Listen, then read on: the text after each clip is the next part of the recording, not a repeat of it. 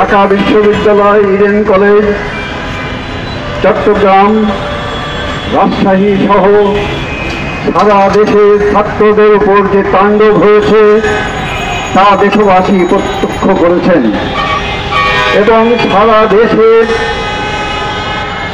অভিভাবকরা উদ্বিগ্ন। তার সন্তান বিশ্ববিদ্যালয়ে গিয়ে সরকারি পেটো বাহিনীর হাতে লাশ হয়ে বাড়িতে ফিরবেন কিনা। সরকারের এই ফ্যাসিবাদী আচরণ, এই হামলার প্রতিবাদে বাম গণতান্ত্রিক জোট আয়োজিত আজকের এই সমাবেশের সংগ্রামী সভাপতি, উপস্থিত ব্যক্তিবৃন্দ, সংগ্রামী ভাই ও বোনেরা,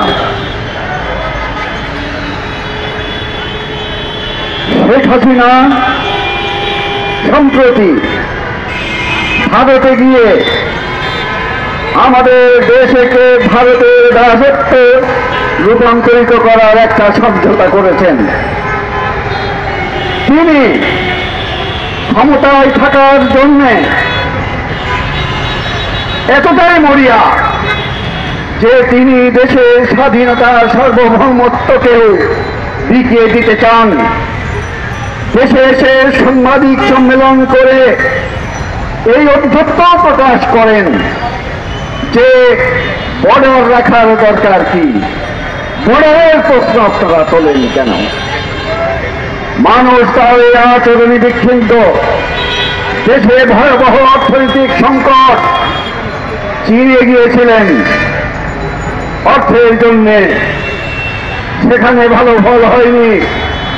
সামনে দেশ ভয়াবহ এক অর্থনৈতিক সংকটে নিপতিত হচ্ছে, সারা দেশের মানুষ উদ্বিগ্ন। আওয়ামী লীগের সাধারণ নেতা কর্মীরা বলেন যে আপনারা তো কথা বলছেন, দেখেন আমাদের নেত্রী এমন একটা কল পেতে দেবে যে মানুষের চোখ আসল জায়গা থেকে অন্য জায়গায় সরে যাবে। বন্ধুগণ, আপনারা দেখেছেন যখনই জনগণ ঐক্যবদ্ধ হন তখন বিভিন্ন ইস্যুকে সামনে এনে তিনি কৌশল করেন। আমাদের কোটা বিরোধী কোটা সংস্কার আন্দোলনের ছাত্র সমাজ যুক্তিসঙ্গত দাবি উত্থাপন করেছেন। এই দাবিকে শেখ হাসিনা হাইকোর্ট দেখাচ্ছেন, আদালতের হাতে। আদালত তো তার 18 সালে সমস্ত কোটা বাতিল করে দেওয়া যে সিদ্ধান্ত, সেই সিদ্ধান্তকে বাতিল করে দিয়েছিল। সেই সিদ্ধান্তের ভিত্তিতেই তিনি কোটা সংস্কারের জন্য উদ্যোগ গ্রহণ করতে পারেন। তিনি তা করেননি, বরং দাম্ভিকতার সাথে বলেছেন জানে লেগেছে আমি এটা বাতিল করে দিয়েছি।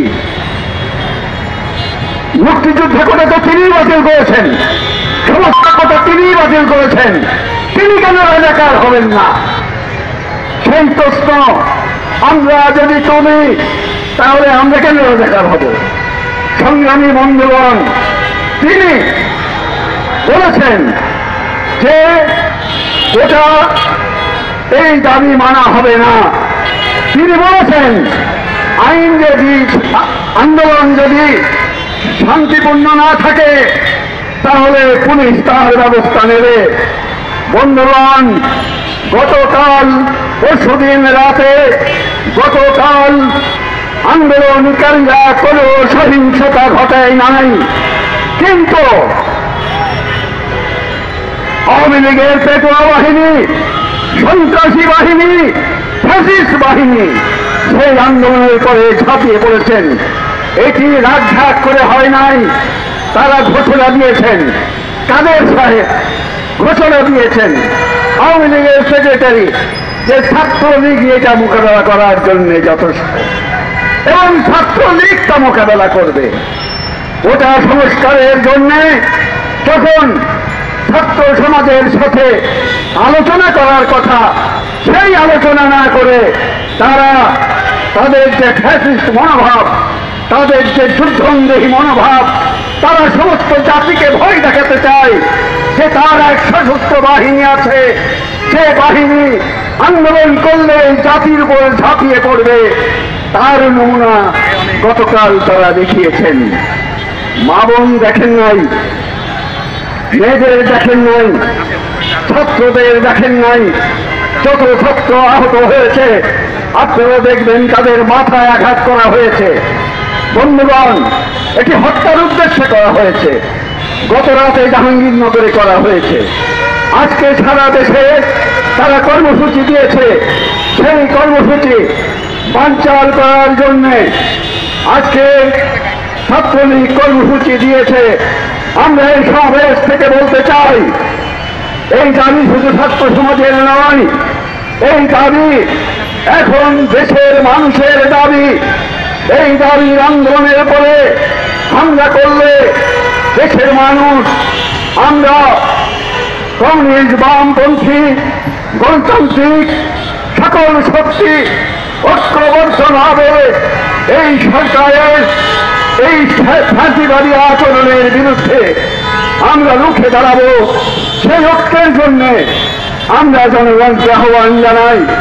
বন্ধুগণ, তিনি বক্তৃতায় বলেন, আমি এটা করে দিলাম, আমি সেটা করে দিলাম, আমি এটা মানব না। এটা কি তার বাপের রাজত্ব? না এটা মুক্তিযুদ্ধের রাজত্ব? মুক্তিযুদ্ধের সংবিধানে বলা আছে ক্ষমতার মালিক হলো জনগণ। তিনি এখন একক ক্ষমতা